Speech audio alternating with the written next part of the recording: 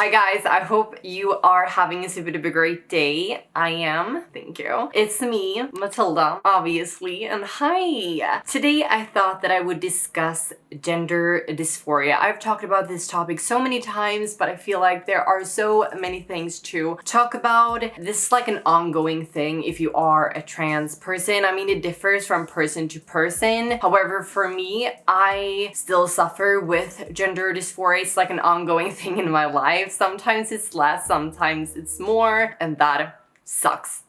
Okay? It just sucks. But yeah, in this video, I thought that I would talk a little bit about what gender dysphoria really is, how it feels like, what kind of gender dysphoria I live with, and what you can do to relieve your gender dysphoria. And if you're not entirely sure what gender dysphoria really is, it's the feeling of distress a person feels due to the mismatch of their gender and their assigned sex. And you can get gender dysphoria from a variety of reasons: mirrors, body hair, facial hair, hairline, your height. You can get it from virtually anywhere on your entire body. And also it differs from person to person. So one person can suffer with a lot of gender dysphoria, and then another trans person can just suffer with a little bit of gender dysphoria. So it's a variety of levels, and I suffered from a lot of gender dysphoria pre-transition, and I still suffer with a little bit of gender dysphoria. Absolutely, definitely not the same amount, but I do still struggle with it from time to time. However, pre-transition, I distressed a lot. I transitioned 10 years ago, and my transitioning involved everything from hormones, social transitioning, top, lower surgery, everything. Something about gender dysphoria kind of shifts focus through your transitioning, and it just kind of like ever growing and changing and shifting.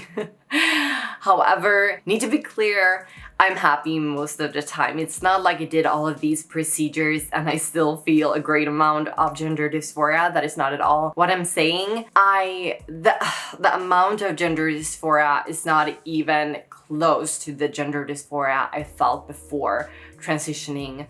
Most of the time, I don't even struggle with gender dysphoria. I like kind of live my life from day to day and I feel very happy. However, sometimes I get struck out of the blue and I feel blue. Yeah, but in this video, I will discuss self-love and how to love yourself and how to feel happy even if you're going through these hard times.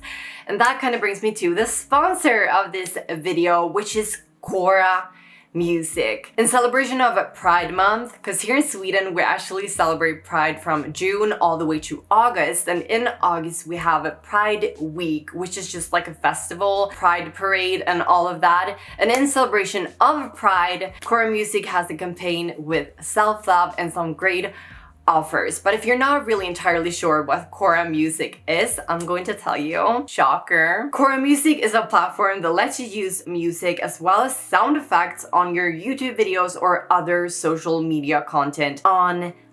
There are thousands of well-known songs on the platform, and what actually differs Cora from other similar platforms are their amazing initiative of giving back. Because believe it or not, every time you play or use the music in any one of your videos or anywhere else online, the artist who made the song will actually get paid. And believe it or not, it's actually not the same on other similar platforms, unfortunately. So Cora Music is unique in that aspect, which is kind of sad if you ask me. Show you how it works on screens. As you can see, here's the screen, and here's me in the corner.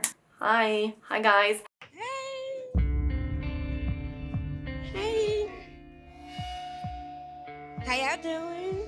Anyways, so what you do, you navigate yourself onto their website, and then you can search for whatever you're interested in, and you can filter what kind of music you're interested in, or if you're interested in getting sound effects for your videos. And now I'm just going to download whatever I'm interested in. And I've already have the song on my computer, but I'm just going to download it once again so you can see how it works. And then I'm just going to unpack the zip file. Then I'm going to drag it onto my editing program.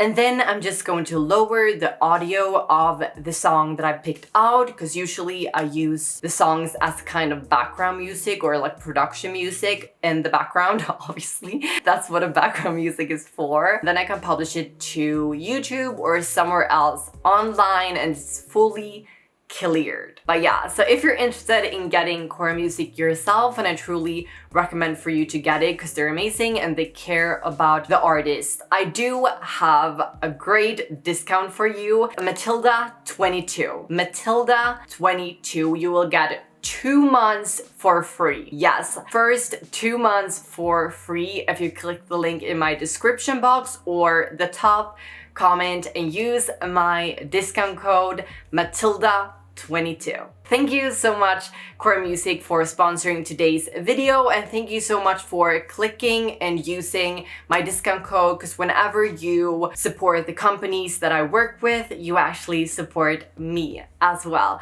But now, without further ado, let's get into the rest of this video. I still get gender dysphoria to this day, as I said, and it differs from day to day. Sometimes it's less and sometimes it's more. The things I do get gender dysphoria from are my hands and my feet, which is just like stupid because I don't really have big feet.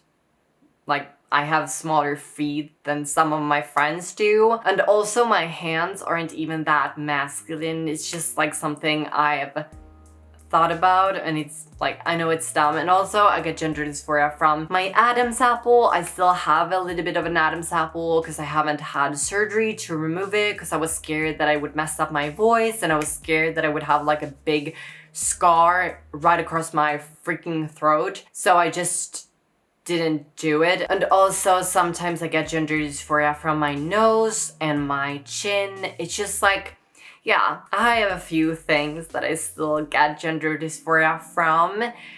And most of these things are things cisgender women also have. As I said, my feet are smaller than some of my friends' feet, and they don't care about their feet.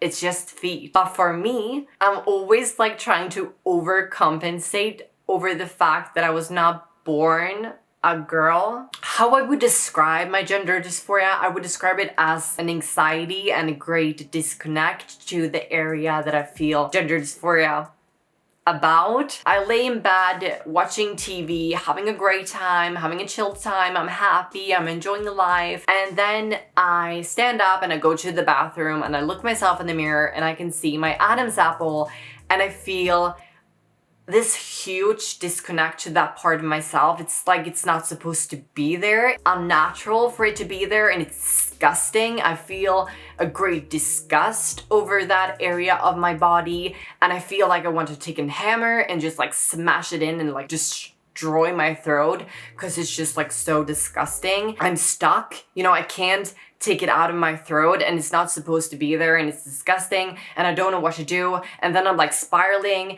and I'm like, oh my god, I look like a man, who can ever love me, and you know, all of that. It's like a whole thing. And then within an hour or two I kinda get over it and I start thinking about other stuff, and I start thinking about how far I've come, and I start thinking about how many women actually have Adam's apple, like cisgender women. Celebrities have visible Adam's apple, and sometimes I can find myself in a rabbit hole of searching on Google like cisgender women Adam's apple, and I look at like forums and pictures. So yeah, it's just this whole thing, and it can eat up a big chunk of your life. And sometimes I'm this close to schedule an appointment of getting rid of my Adam's apple, but also, is it really worth it? Like the risk? And for the most part, people don't actually notice my Adam's apple because it's very small. And even if they did, they wouldn't like, oh my god, I can see that small Adam's apple on your throat. You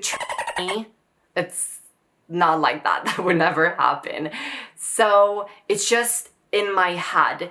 And whenever I see it, I just feel disgusted because, as I said, it isn't really supposed to be there. I just want to be clear, I'm not going to have surgery to remove my Adam's apple because I'm too scared of the complications, and I feel like I can spend the rest of my life trying to be 100% feminine, because no one is 100% feminine or no one is 100% masculine. Cisgender women aren't one or the other. They're in between. We're all in between. And obviously you can be more feminine or more masculine, but we're all just people. I mean, yes, I can obsess over my height or my hands or my hairline or whatever kind of area on my body, but I can't spend the rest of my life trying to fix what isn't broken.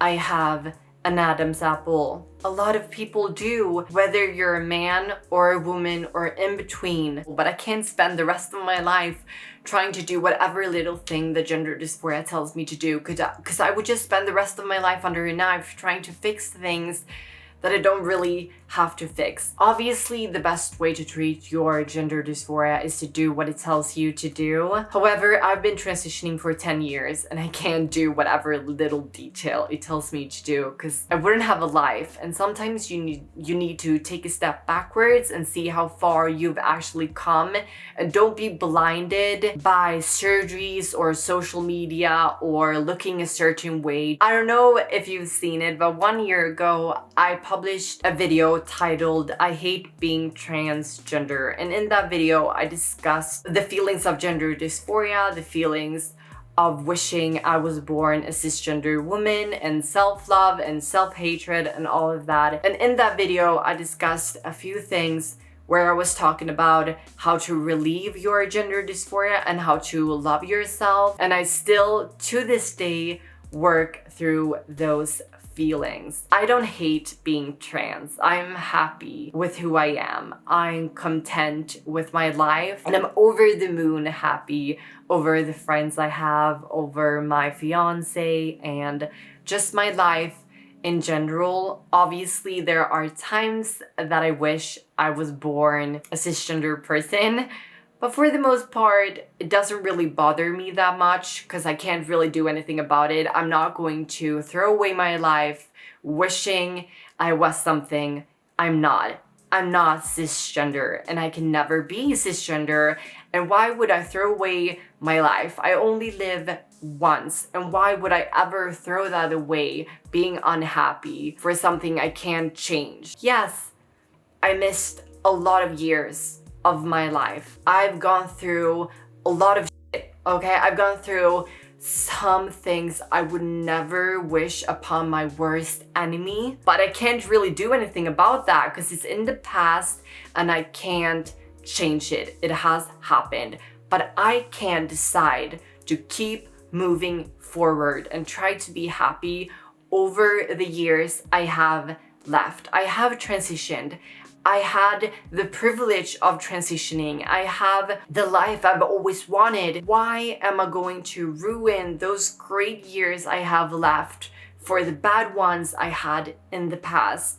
I'm not going to do that, and that is something I tell myself whenever I have great amount of gender dysphoria. I let myself be sad just a little bit, and then I put myself together and I start thinking about all the great things I have in my life, and I start thinking about, okay, what can you do to relieve the gender dysphoria you still have left? Sometimes there are things I still want to get done. I'm going to have a nose job. I've talked about that so many times. I've had an appointment at my doctor and I'm actually going to schedule my nose job. And why I'm doing that because that is like the last thing I have great amounts of gender dysphoria about, and I can do something about that because I've always wanted to have a nose job because I actually broke my nose when I was little. So yeah, I just want to get a nose job, so that is the last thing on my little list. And I can still get fillers sometimes if that relieves my gender dysphoria. I can still do a few things, a few tweaks to feel better about myself, but I'm not going to let the gender dysphoria ruin the rest of my life. So yeah, that's just what I wanted to say, and I'm so sorry about my rants. I know that I'm a big ranter. Is that a thing?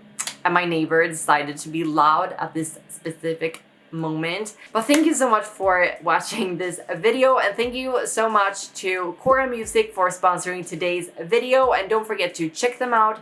Link in description box or the top comment. Use my discount code Mathilda22. Mathilda 22. If you like this video, please give it a like, comment, and all of that. You know the drill. I'll see you in the next one. Bye guys!